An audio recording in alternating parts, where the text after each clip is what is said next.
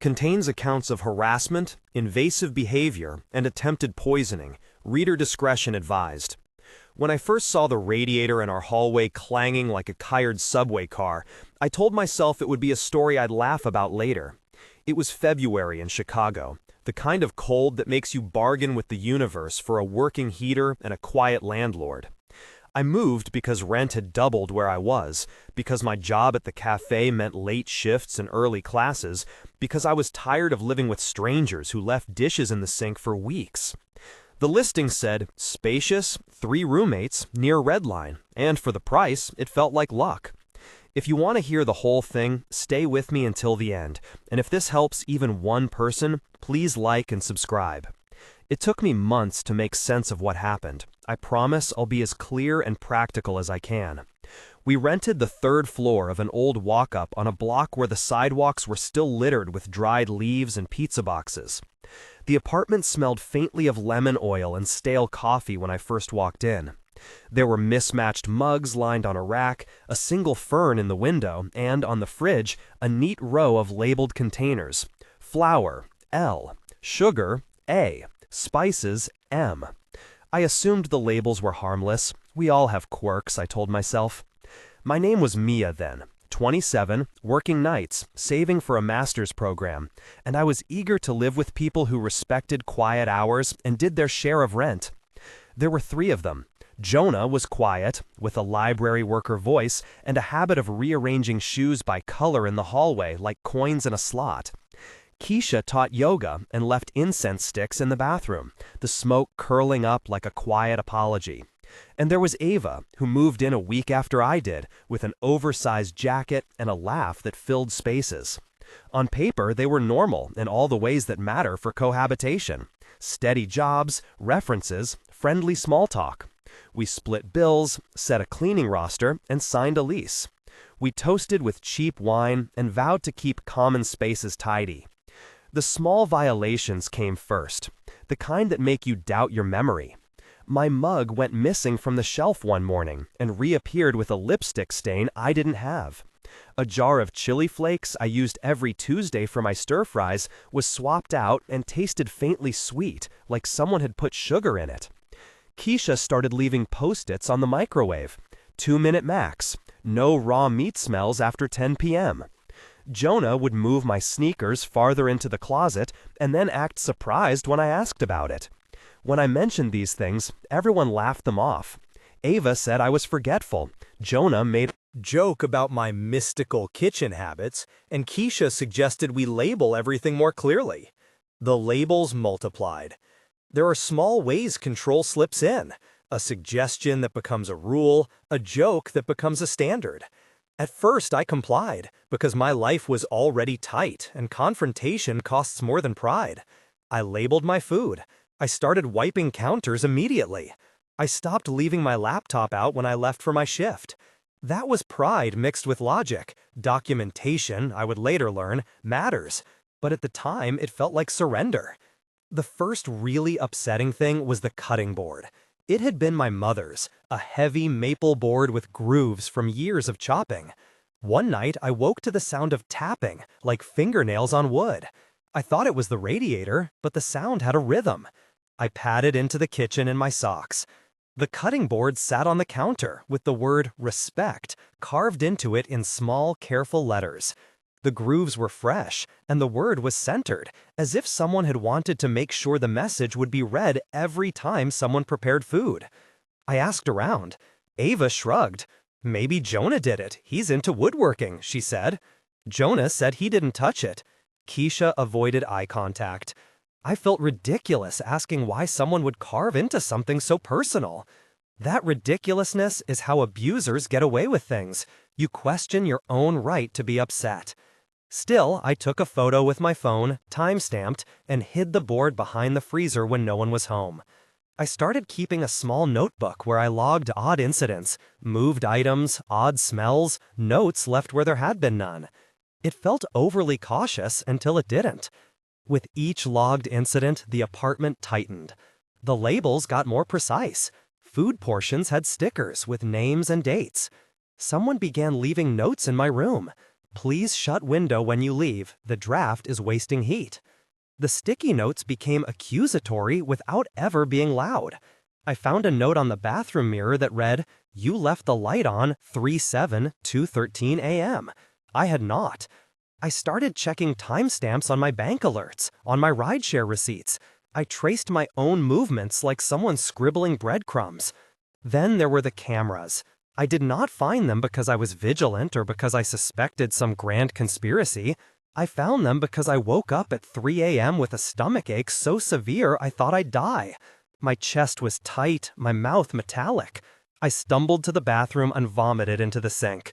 There was a smell in the apartment that I can only describe as chemical and sweet, like those scented gels you see in air fresheners that leave a cloying residue. I blamed the heater at first, until my vision blurred and my hands shook. I called a friend who forced me into the ER. They ran tests and watched me overnight. I didn't call the police then. I called Ava because she was there, honest and steady in the ways you expect friends to be. She sat in the plastic chair in the ER corridor and held my sleeve while nurses checked my vitals. "Maybe it was food poisoning," she said. "Maybe you drank something off." The ER doctor was clinical and clear. My symptoms were consistent with ingestion of something that acted quickly, not the way a stomach bug does. He recommended I keep anything I had eaten that day. I had nothing but an empty yogurt container and a half sip of tea. That night, I remember thinking, I don't have any proof. I had the memory of a smell and a hospital bracelet. The next morning, the apartment smelled normal.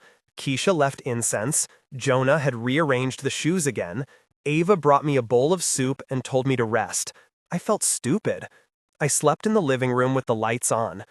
It took another incident for me to change how I reacted.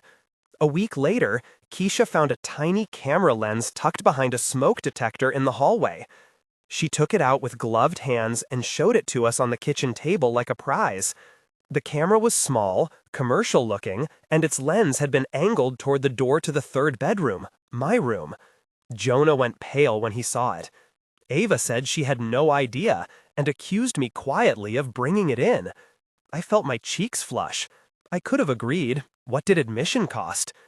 Instead, I remembered a struggle with shame from the ER, and with shaking hands, I asked to see the footage. We did not have footage because the device had no card. But under the smoke detector, we found a rubber band and a scrap of adhesive. Jonah, who said he loved the apartment's history, started pacing like someone trying to solve a math problem in their head.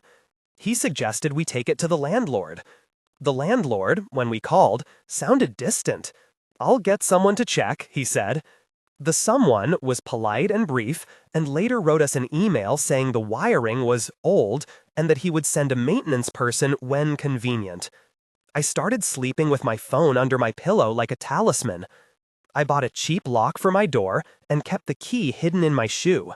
The lock was a small victory, a physical boundary I could control. Jonah looked at the lock and made a face that was equal parts disappointment and calculation. "We're supposed to be a house," he said, as if my act of self-protection was an affront to communal living. His voice had always been low, the kind of tone librarians use when they shush, but it now carried a judgment I couldn't ignore. After the smoke detector camera, incidents escalated in ways that felt surgical. Mia, 2:11, 8 p.m. One night, I found a folded paper on my pillow with the sentence, "Keeping track keeps us safe." There was no signature. I started checking my bag for tampering. My toothbrush seemed wet one morning, though I had not used it. A smear of something brown on the bristles that could have been coffee grounds, could have been nothing. I left the toothbrush on the counter and took a picture. At first, I archived everything obsessively, as if evidence in the cloud would be a sort of armor. When theft started, I felt violated in a new way. It wasn't jewelry at first. Those were the things you expect people to snatch. It was small. A letter from my mother with a pressed clover inside. A safety pin my grandfather had given me. The cheap beanie I wore to work. The items reappeared in odd places. The clover tucked under a spice jar. The beanie folded into Jonah's shelf. When I asked, Jonah and Ava would look at each other and say, "We thought you lost that," as if the house had assumed ownership of my memories. One night, I caught Jonah in the living room at 2 in the morning, shuffling through a stack of my letters. He looked up like someone caught in a dream. I remember the way he held the paper with 2 fingers, as if it were a specimen. "You left these everywhere," he said, as if justifying the theft by talking about disorder. I felt a cold, hollow fury, the kind that rises when your possessions become evidence in someone else's ledger. I asked for my letter back. He handed it over without apology. "Sorry," he muttered, but he didn't look sorry. It was Ava's phone that broke the calculated surface the most. She had a habit of leaving her screen unlocked and face down on the coffee table because she liked immediate replies. One afternoon when she left for class, her messages pinged open, and I saw a note from a number saved as log. The message was mundane at first, dates, times, initials, but then lines of observations. Mia left door unlocked 2/3, 12:14 a.m. Returned with groceries 2/7, 6:53 p.m. Entries like a ledger of movement. I felt like I'd been turned into a subject in a study I hadn't consented to. I copied the messages into a folder on my phone, and then I did what felt inevitable. I asked Ava about it. She laughed it off as manic organization. "I hate surprises," she said. "Someone has to keep track of who uses what." Her laugh was brittle. I pressed. "Why would your messages list me?" I asked. She stopped smiling. "I'm documenting to make sure we're all safe," she said, using safety as a shield. By then, the small acts added up into a new geometry of fear. They were careful. The carved word, the Labels, the notes, the stolen letters, the camera. Someone was creating a map of my life and leaving breadcrumbs for me to find. The question that haunted me was always, why me? I replayed every kindness I had extended in the apartment, every time I'd accidentally left the door open or let someone borrow a charger. Maybe it was accidental. Maybe one of them had an anxiety about security and extended it into cruelty. Or maybe control, once tasted, is a habit. The climax came on a Saturday when I came home early from a double shift. The hallway light was on and the living room curtains were drawn tight. Inside, the apartment felt too still. I called out and no one answered. I walked to my room and found my desk drawer open, its contents spread across the floor. A wooden box my grandfather had carved lay smashed into splinters. A kitchen knife lay useless on the carpet, its handle smeared with a smear of what looked like jam, a nasty theatrical touch. On the back of my bedroom door, in thick, deliberate strokes, someone had written, "Protect what you can't prove." I felt my breath stop. For a moment, I considered leaving quietly, packing a bag and slipping out like someone in a bad dream. But the smashed box and defaced door were evidence. They were reasons to call someone who could write them down and make them real. I took photographs with shaking hands, and then I called my friend Lisa, who had a spare key and a tolerance for crisis. She came over within 20 minutes with thermal blanket and a fury that felt protective in the right way. "We're getting your things," she said. Together we boxed what we could salvage while I called the landlord, and then, with more resolve than I expected, the police. The police were careful but constrained. They took photographs, measured the writing, noted the smashed box and the knife. The officer asked about prior incidents. I handed over my notebook and my folder of screenshots. We filed a report. The process felt painfully bureaucratic, and also validating in the same breath. Someone wrote down what had happened. The landlord served notice to Jonah and Ava that they would be investigated. He also said he'd install new locks. In the mundane protocol of forms and emails, there was a kind of slow justice. What followed was a messy, realistic aftermath. Jonah was forced to move out after the landlord received multiple complaints. Ava disputed everything, claiming she had sought house order and meant no harm. After mediation, she left as well, though not quietly. The police kept the case open about the camera and the messages. They told me that devices were often sold and resold, and that proving who planted the camera would be difficult without a card or footage. The ER notes about my symptoms were added to the file and became part of the evidence of an attempted poisoning, though the hospital counseled caution and recommended toxicology follow-up. I changed the locks the landlord provided and then replaced them with a locksmith I chose myself. I told friends to stay over. I slept with a cheap motion lamp by my bed like a talisman. In the weeks after, I learned to document everything. I made photocopies of receipts, saved screenshots in triplicate, emailed myself notes, gave a friend a spare key and an instruction: if anything happened, get me out and call the police. I found a tenant rights group online and printed their resources, a placeholder in case I needed more than the landlord or the police could provide. I kept a small bag packed under my bed with a change of clothes, important documents, and cash. It felt both prophylactic and humiliating to live prepared for another violation, but safety is practical work. There were small victories. The carved cutting board, once hidden, was returned to me in a brown paper bag with a note: "We're sorry." It was ambiguous and messy, but the landlord documented the apology. The camera, when analyzed, belonged to an account linked to a device purchased by a neighbor who had often seen Jonah at used electronics shops. The police questioned him. He claimed he had borrowed the detector for security. He was given a citation for invasion of privacy after a lengthy exchange. The legal outcome was never cinematic, no dramatic courtroom confrontation, but papers were served and an order of protection was filed. The emotional aftermath was less tidy.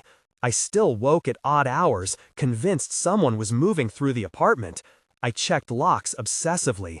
I started seeing patterns in labels and post-its everywhere, on coworkers' desks, on the grocery store shelves. My brain trained to read ownership where there was none. I developed a flinch when someone leaned over my shoulder. I went to therapy and learned not to blame myself for other people's decisions. I also learned the value of small, firm actions: documentation, witnesses, physical boundaries. Those things mattered more than pride. If there's one practical piece of advice I can press on you, it's this: take the small things seriously before they become big things. Snap photos, keep a dated log, keep a bag packed with essentials, change locks when you can, and keep keys with someone you trust. If you find devices you didn't put there, resist the urge to hide them, document and report. Talk to friends and bring a witness into your world. Abusers thrive in isolation. I should say too that not every roommate is a villain, and not every quirky order is a power play. People have habits, people have trauma. But there is a difference between asking for quiet and creating surveillance, between keeping a clean house and carving messages into someone else's heirlooms.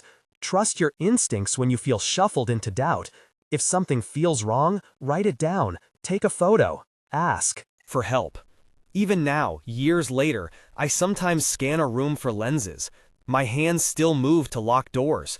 I keep a tiny flashlight in my keyring and a printed list of resources in my wallet: tenant rights groups, a local clinic, a friend's number with the words "call first." I do not recommend living under fear as a lifestyle. I recommend practical preparation so fear does not become immobilizing. There were other stories, smaller and stranger. A roommate who kept a binder of neighbors' schedules. Another who filled the dryer lint trap with notes about who used the washing machine. A person who spread rumors about tenants who didn't pay their share. Those stories deserve voice too, and they taught me the same lessons. Document, trust your judgment, seek corroboration. Living with others is vulnerable by nature. There are ways to take that vulnerability back without escalating conflict. Locks, witnesses, written agreements, clear communication, and, when necessary, exit plans. If you're listening and something in this rings true, you are allowed to feel unsettled, and you are allowed to act on that feeling. Reach out to a friend, a landlord, a tenant rights organization, or the authorities. Keep evidence, but prioritize your safety over possessions. If your body reacts, dizziness, sudden illness, seek medical attention and insist on documentation. If you find surveillance devices, do not destroy them, photograph them and report them. If you're not believed at first, keep recording. The habit of documentation can build a case that words alone cannot. I thought my roommates were normal until those things came out. The normalcy was what made the betrayal sting. It's the smallness of the first offenses that lets people deny they were part of something larger. I'm telling this because shame is a quiet thing that grows in secret. The more we speak plainly about the incremental violations, the less likely someone else will be convinced to laugh them off. I still live in the same neighborhood, but in a different building. I keep the radiator noise in mind, poetically, as a reminder. Houses have sounds that become part of the story. Some sounds are harmless, some are warnings. I learned to trust the latter. If anything from my experience helps you plan a safe exit, that's enough reason to share it. There are more details, the list of messages, the landlord's emails, the smell that sent me to the ER, that I have left out for brevity and to avoid re-traumatizing anyone. If you want a checklist of practical steps to take when you suspect invasive behavior, I can lay that out clearly. For now, document, secure, involve trusted people. Safety is a series of small, stubborn acts. If this helped you feel seen or gave you a practical idea you can use, consider subscribing so more people know how to protect themselves. Share this with someone who rents with others. Having these conversations can prevent the small violations from becoming life-changing ones. I'm not finished with everything I wanted to say. There are other roommates, other patterns, other warnings about how control shows up in daily life. And there's one more story about a neighbor who kept a ledger that ties to what happened here. But first, if you live with roommates now, change your locks if you can, let a friend have a spare key, and keep a dated log of anything that feels off. I'll tell the rest next. The ledger belonged to Mrs. Calder. I found it by accident, or rather, I found the consequences of it. It was a Tuesday afternoon. I had been carrying a laundry basket down the back steps when I saw a thin book slip from beneath her door and slide across the stoop. I nearly dropped the basket chasing it. The cover was faded, the spine taped, the pages filled in a cramped, precise hand. At first I thought it was an address book. Then I opened to a random page and saw dates, times, names, my name among them, followed by short notations. Left at 9:12, light on. Saw leaving with parcel 3:14. Spoke with Justin about overdue. There were arrows and little ticks, and in the margins phrases like observed pattern and reported to landlord. Some entries were mundane. Mrs. H baked cookies. Others were not. Entries that recorded how often people left, who had visitors, what packages arrived. There were sketches, floor plans, notes on which windows offered line of sight into which apartments. On the back, taped between two pages, were Polaroids, a blurred profile walking past a window, the edge of a package on a hallway table, the date written beneath. I sat on the stoop with the laundry basket beside me and felt that old wedge of cold open in my chest, the same shock that had hummed through me the night I found the small cameras. The ledger made the surveillance feel deliberate, methodical. It explained the ledgered accusations that had drifted through the building, the whispered warnings, the landlord's sudden visits timed to our absences. It explained why Mrs. Calder always seemed to know when we had friends over. I took 2 photos of the ledger, close-ups of pages where my name appeared, the Polaroids, then slid it back beneath her door. I did not pick it up and confront her there on the stoop. Confrontations in the moment had a way of cascading into quick, uncontrolled arguments that left me doubting what I'd seen. Instead, I called the friend whose number I'd written on the back of my keyring and, with her on speaker, drafted a short plan. We did the things you learn to do in small, stubborn acts. We documented. We backed up the photos to cloud storage and mailed a copy to my friend's email so there would be an off-site record. I wrote the date and a note about where I'd found the ledger and when, and I left a copy in A different friend's inbox as well. I did not immediately tell the landlord what I had found. First, I needed corroboration, in a sense of whether the ledger was an isolated eccentricity or part of a larger pattern. In the days that followed, I learned how a ledger can be used like a talisman. Mrs. Calder carried it like somebody carries scripture, an index of grievances, proof against the lazy, the careless, the immoral. She brought notes from it to our landlord and to the building's small rotating group of concerned tenants. She used it to formalize complaints, to consign people to reputations. When a name sat in ink on those pages, it took on a weight in the building. Landlords and neighbors who valued quiet, order, and the avoidance of trouble read it as if it were a report. The ledger tied together incidents that had once seemed separate. The person who left passive-aggressive notes on the laundry room bulletin board, "Please don't take other people's time slots," was the same voice that called about security concerns. The rumor about somebody who never pays utilities traced back to an inked bullet point in the ledger. The ledger centralized small allegations and presented them as a pattern. Patterns make influence. Patterns build pressure. When I finally told the landlord, slowly, with screenshots, with a witness on the phone, he did something I hadn't expected. He grew defensive. "You can't just go rifling under doors," he said, voice low and threaded with annoyance, as if the ledger was an equivalent offense to my peeking. I reminded him that I had not stolen anything, and that the ledger had been on a common stoop. I told him plainly what I'd seen.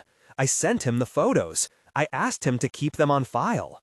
There was a period of slow motion after that. Emails exchanged, requests for clarification, Mrs. Calder's sudden insistence that she was simply observant. My own worry became a negotiation between wanting justice and avoiding escalation. Legal remedies are precise instruments and often slow to move. Safety is urgent. I made choices according to a rule I'd learned through other small betrayals. Prioritize my immediate safety and build a paper trail that could be used later. I changed a few things in the apartment first.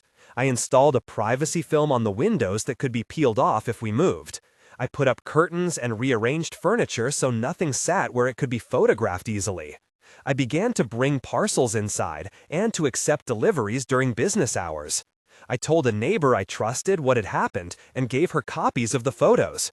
I made a short, dated list of odd occurrences over the prior 6 months with times and small descriptions. I printed the landlord's email acknowledging receipt and tacked everything into a binder I kept hidden behind the radiator. Then came the formal step. I filed a complaint with the municipal non-emergency line and included photos. I found a free legal advice for renters and scheduled an intake. When you're dealing with something that looks as much like social weaponization as it does like a private annoyance, having a lawyer's note sent to the landlord establishes that the behavior has moved beyond neighborhood gossip and can attract legal consequences. The result wasn't cinematic. Mrs. Calder was given a written warning about harassment behaviors and told not to enter others' apartments without permission. A mediator suggested a building-wide meeting to reinforce privacy expectations and to make clear that photographing others without consent was unacceptable. The ledger never entirely disappeared. People suspected she kept a smaller version in a drawer. But its power waned because it had been exposed. Once the ledger's claim to authority was documented and challenged, it lost its ability to rearrange reputations quietly. Even so, the bother of it lingered. There were still days when I would reach for the knob and then stop, hands shaken by the memory of being watched. There were nights I woke and replayed scenarios. Had I left the window cracked? Did the silhouette in the Polaroid match the time I'd walked to the store? Trauma from the small betrayals was granular. It had teeth and lodged in ordinary places. It took patience and small acts of counter-witness to unroot it. Over time, patterns revealed themselves more clearly. Through the ledger, through notes, through stories of others who had left and returned to find their things rearranged. The behaviors fit together like a torn map. Isolation, the slow erosion of privacy, gossip used as leverage, and then normalization. What had been presented as concern for the building was often concern directed selectively, used to push certain people to the margins and to elevate others who aligned with the ledger keeper's vision. If you are making a plan right now, if something in these pages has triggered that familiar knot, here is the checklist I promised, arranged not as legal advice but as practical steps that helped me keep my head steady and my options open. It's a mix of documentation, safety-first moves, and relational strategies. Practical checklist for suspected surveillance, stalking, or covert monitoring. Document everything: date, time, location, what happened, who was present. Even small details matter later. Photograph before you touch. If you find a device, photograph it in place, then photograph it again from different angles. Do not smash or hide it, that can complicate evidence. Back up records off-site. Email photos to a trusted friend, upload to cloud storage, and keep a physical copy in a safe place outside the apartment if possible. Identify witnesses and ask them to corroborate what they saw, ideally in writing. A text or email will do. Avoid confronting alone if you fear escalation. Confrontations can be useful but risky. Bring a witness or consult legal advice first. Notify your landlord in writing. Copy the message to a friend. A dated email trail is helpful. Find free or low-cost legal Counsel for renters. Even a single consultation can clarify your options and rights. If you feel physically threatened, call emergency services. Prioritize immediate safety before possessions or reputation. Create a safety plan. Where you can go in a hurry, a bag with essentials, a friend who can let you in, a spare key with someone you trust. Change patterns that make monitoring easy. Shift arrival/departure times when possible. Vary routines. Request package holds to avoid porch pickups. Maintain boundaries with neighbors who spread rumors. Don't engage in public back and forth. Document slights instead. If you need time away, take it. Stress and exposure compound. Sometimes a short stay with someone else gives clarity. Seek support for the emotional work. A counselor, a support group, a friend who will listen without judgment. There are also small phrases that cut through gaslight when you need them. I do not consent to being recorded. Please stop entering my space without permission. I'm keeping a record of this. I've already reported this to the landlord/authority. They are short, blunt, and leave a paper trail when backed up by texts or emails. After the Ledger episode, I began to see patterns in the stories around me as less peculiar and more familiar. I learned to translate old neighborly complaints into power dynamics. Who benefits from policing? Who gains reputational capital by spreading rumors? Which grievances mask control? It changed how I listened. I started to ask not only what happened, but who is telling this story and why. Not everyone operates with malicious intent. People who watch others closely sometimes believe they are keeping everyone safe. The thing that separates vigilance from violation is consent and proportionality. Keeping notes about a lost package is different from keeping photographs of a body arriving at a door. The Ledger taught me to ask direct questions of people who claim concern. Whose safety are you protecting? How do you know? If the answer circles back to control, step back. There were third-party consequences too. A couple of tenants who had been unfairly accused left within months. The community's informal social fabric changed. Small gatherings grew awkward, and certain doors closed. It was a peculiar grief. Loss not of people, but of the easy assumption that one could live near others without being catalogued. I grieved the naive trust I'd carried into the apartment when I was 24, and believed a lock meant privacy. Still, the Ledger episode taught an unexpected lesson. Exposure matters. There is power, sometimes, in making visible what someone intends to keep private. Putting the Ledger's existence into light stripped its aura. It did not cure everything. It did not erase the late-night panic attacks or the length of time it took to stop checking windows. But it did change the arithmetic in the building. It made certain complaints rarer. It made the landlord take more seriously the idea that privacy violations could be documented. After the formal warning, Mrs. Calder's behavior shifted in the obvious ways. She left fewer notes in the hall, she stopped dropping Polaroids at doorways. But new, subtler things crept in. A neighbor would suddenly be forgotten for invites. A stranger would be told the wrong day of a meeting. Small absences would be exaggerated into irresponsible myths. The Ledger had taught me an even harder lesson. When someone invests energy into policing a community, they rarely stop at one tactic. Find one lever, and they will try another. A year on, I move through my apartment with more steady hands. I still keep the privacy film in a closet. I still carry the tiny flashlight on my keyring. I meet friends in cafes on errands I used to do alone. I say the phrases out loud sometimes. I do not consent to being recorded. So they become familiar, not just a reflexive script of fear. I teach them to friends who rent small rooms and to those who are about to split leases. It's a small inheritance. practical rituals you can pass along to keep someone else from learning them the hard way. There are more stories I haven't told, about a roommate who weaponized a shared bank account, about a friend whose landlord quietly changed locks and denied it, about a neighborhood email chain that became a tool of exclusion. But those are for another night. For now, one final thing. If you're living with the unease of being watched, you are not alone. Start with small acts. Build records. Let one or two trusted people be your outside memory. The ledger taught me that privacy is not the given. It is a thing we must create with decisions and documents and friends.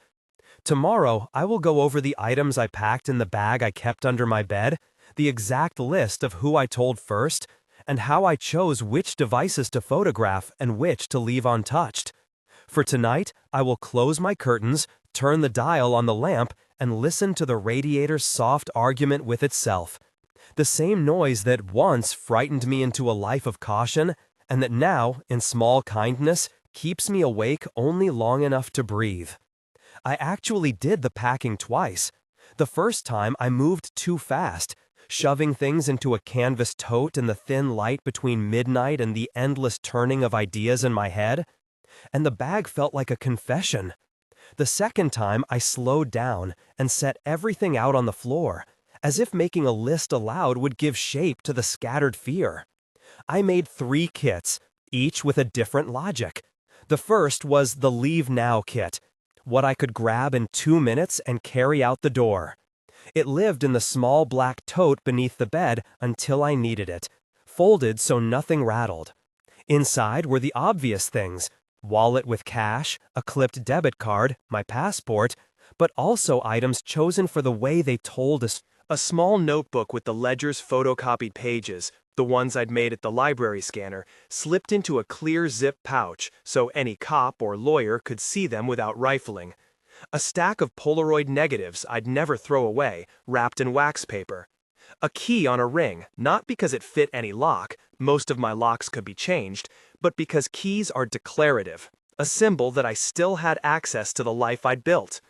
There was a bandana I could use to hide a face or to wrap a wound. A travel toothbrush, because rituals are portable.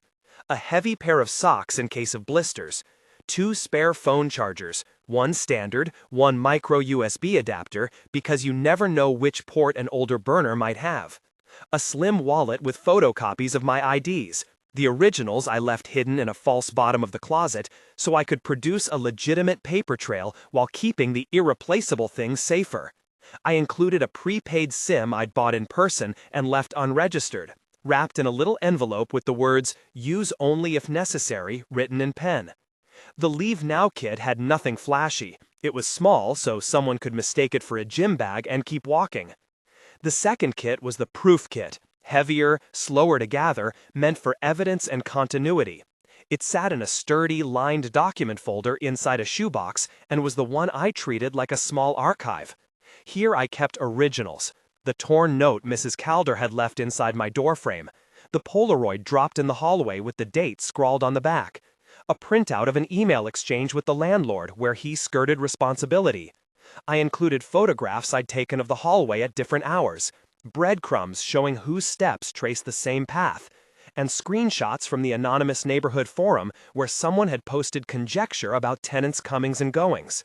There were also dusty receipts from movers and repairs, because paper ties you to a timeline. I wrote a short chronology on the first page of the folder: dates, small headers, 2-sentence entries that could be read quickly. At the bottom of each entry, I noted who I had told when. Ria, told March 12, texted screenshot. Mark, March 15, met in cafe, told in person. It was less of a log for other people than for the parts of me that blurred under anxiety. If I woke in the night doubting whether I had done anything, I could find the truth in that folded note. The third kit was the technical kit, because someone who watches, like a panopticon, often leaves traces in the very tools meant for convenience. I photographed devices, selectively. The rule I'd learned from the Ledger episode was not to be exhaustive, but to be strategic. I photographed the devices most likely to have been used as vectors: the cheap digital camera I'd found among the Ledger's pages, The Polaroid with the missing flash, the smart thermostats. Serial number? I discovered it when I replaced a battery and noticed the sticker. The name and model of the landlord's advertised security package on the rental listing. I did not photograph devices that, if tampered with, might trigger remote wipes. My main laptop, for instance, I left unused for weeks and later took to a repair shop recommended by a friend who understood privacy. I left the phone I suspected might have been monitored in a Faraday-lined shoebox for a day, then took a single photograph of its model and IME through the box's mesh so it could not automatically ping and be wiped while I held it. Where I could, I documented physical serial numbers with close-up photos. I photographed router labels tucked behind the shelf and wrote down MAC addresses. It felt absurd and bureaucratic, but that is how you turn a feeling into a case.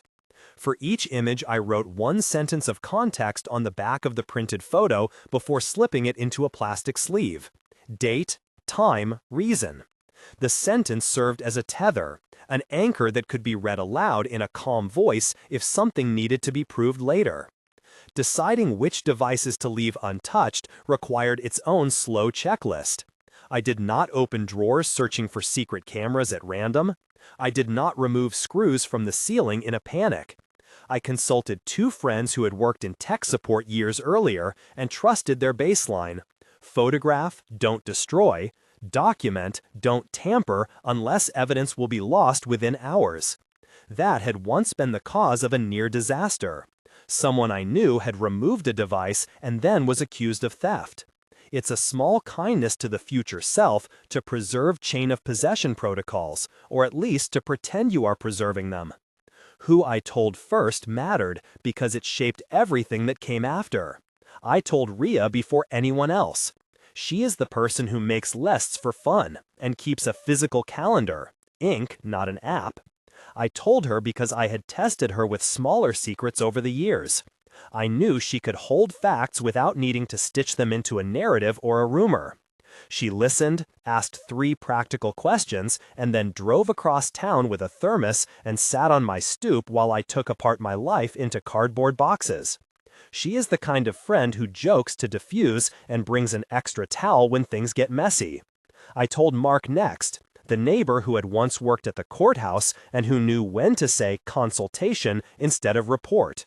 He offered the kind of dry reassurance that reads like a map. What to photograph, who to call if the landlord lies, which city office to ask about lock changes. Telling them felt like switching on 2 lights in an otherwise dark house. There were others I told later. An older woman in the building who had watched Mrs. Calder with cold suspicion for years, and a young lawyer at the legal clinic who takes pro bono cases on tenant harassment. The lawyer made me sign a release to share documents. The older woman brought me a jar of pickled lemons and a story about a time she'd been wronged by someone who had kept a ledger in their glove compartment. Each person added a different color to the truth. Emotional ballast, practical procedure, a stubborn cultural memory that said, we have been here before. Packing wasn't only about names and devices, it was about rituals that reconstituted my boundaries. I wrote 3 versions of a short script, phrases I could say out loud if confronted, so I would not invent arguments in the moment. I do not consent to being recorded was the backbone. Around it, I added calmer sentences. Let's address this through the landlord, and I will document our conversation. I practiced it in front of the mirror until my voice stopped trembling at the edges. There is power in rehearsed speech. Language acts like a lockpick for panic. There were mundane compromises. I kept the small white noise machine because it helped me sleep, but I unplugged it whenever I left the apartment in case its Bluetooth could be exploited. I carried a paper calendar instead of a synced one because time-stamped entries on a cloud feel like breadcrumbs. I turned off location services on devices I could, and where I couldn't, I made notes. Do not use this phone for months. These are small degradations to convenience that add up to a different kind of life, one measured in analog minutes rather than cloud logs. Surprising to me was how the act of cataloging became a narrative rehearsal. Each item in the folder could be spoken aloud as a single sentence that summarized its meaning. The torn note, proof that someone had been inside my door. The Polaroid, proof that someone knew when I left the apartment. The thermostat label, proof that the supposed common area camera might be interfacing with a third-party app. By giving each object a sentence, I turned fear into testimony. There were dark wares of responsibility, too. People would ask why I hadn't gone to the police sooner. I'd thought about that question often and rehearsed replies. For me, it wasn't a lack of confidence in the police. It was a rational fear of escalation. The ledger had taught me that exposure is a double-edged sword.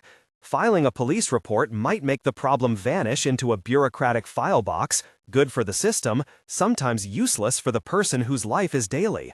Or it might provoke a retaliatory escalation from someone who delights in control.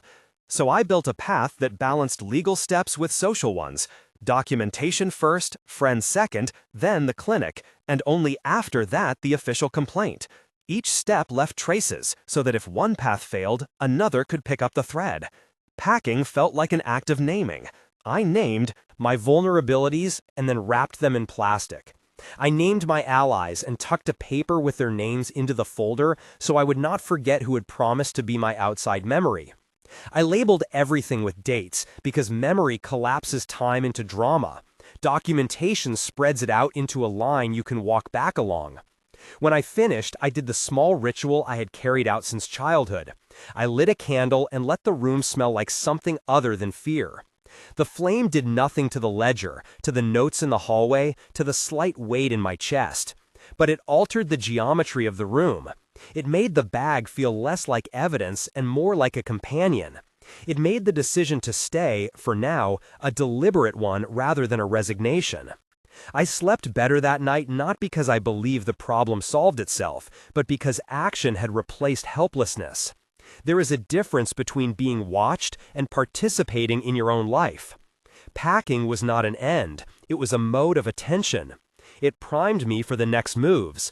The email to the landlord with dated attachments, the meeting at the legal clinic, the coffee with Raya where we would rehearse what to say if anyone asked us about each other. In the weeks that followed, the rituals became normal. I photographed receipts as a matter of course. I turned off location services without a thought. I carried the slim flashlight on my keyring like a charm. I practiced the script with a friend over the phone until it sounded plain enough to be convincing. Those small habits were, in their way, a reclamation, not of the privacy I'd once assumed as an entitlement, but of a new privacy I had to build out of choices and companions. Building it required the slow patience of a craftsman, not the slick promises of an app. And the ledger remained a lesson stamped into my judgment. It taught me to ask who benefits and to name behaviors that masquerade as concern. It taught me that exposure can neutralize certain kinds of power, but also that exposure invites other kinds of work. There are limits to what documentation can do, and there are strengths in being woven into a network of people you trust enough to be inconvenient with. One evening, months later, I found a small note slipped beneath my door. A thank you, unsigned, for having the courage to ask the questions no one else would. It was an odd gratitude, because I had not felt particularly heroic, only awake. I kept the note in the proof kit, folded into the back beneath the chronology. It rested there like a quiet proof that other people felt the weight of something loosening. When the housing board finally sent a mediator, after enough headaches, after someone upstairs posted the ledger pages online, and the landlord realized a formal complaint would be worse than the bad press, the building's current shifted. Conversations that had been whispered at doorways moved to chairs at the mediator's table. Mrs. Calder attended with a thin envelope and a look like someone expecting an apology instead of a reckoning. The mediator did what mediators do. Asked people to speak, to state facts, to listen to each other with the formal patience of an institution. It was imperfect and bureaucratic and necessary. I kept the small black tote under the bed until the day I moved out for good. On that day, I pulled the zipper and met my own gaze in the reflection of a spoon. What surprised me then was how unremarkable the tote looked, like any canvas bag you'd find in a closet. The objects inside had done their job not by spectacular reveal, but by slow transformation. The ledger's power had been overestimated because it had been allowed to be secret. My job was not to shame a neighbor into transparency, but to reassemble a life around boundaries I could hold. The moving truck smelled of diesel and old rope. Ria drove halfway to the new place and then stopped because she wanted to bring the first mug of coffee into the empty kitchen. We sat on the floor between boxes and rehearsed the new lines. What to say when a landlord asked about security, what to say when a neighbor asked about noise. We had by then a dozen small rituals for keeping privacy. Paper calendars, 2 trusted phones, a folder labeled emergency that was really a map of names and promises. There are days I still wake with a phantom glance toward the window. Those reflexes, formed in months of being watched, do not dissolve the moment you cross a threshold. They soften. They become chosen cautions instead of exhausted fear. Sometimes I look at the ledger pages again, not to relive the shame, but to remember how careful one must be with attention. The most dangerous surveillance is not always the camera on a wall. It is the casual accounting of another person's life into a list, the quiet accumulation of data that gives someone else a language for your days. If you live with the unease of being watched, start with small acts. Build records. Let 1 or 2 people be your outside memory. Turn rituals into furniture the way you might set a table, so that when guests arrive, there is already a place for truth to sit. Packing a bag is small and strange and ordinary the same way breathing is. It is not a drama, it is a disposition. Tonight, I close the curtains, turn the dial on the lamp, and listen to the radiator's soft argument with itself. The sound no longer frightens me into a life of caution that is all recoil. It keeps me awake only long enough to breathe, which, for now, is enough.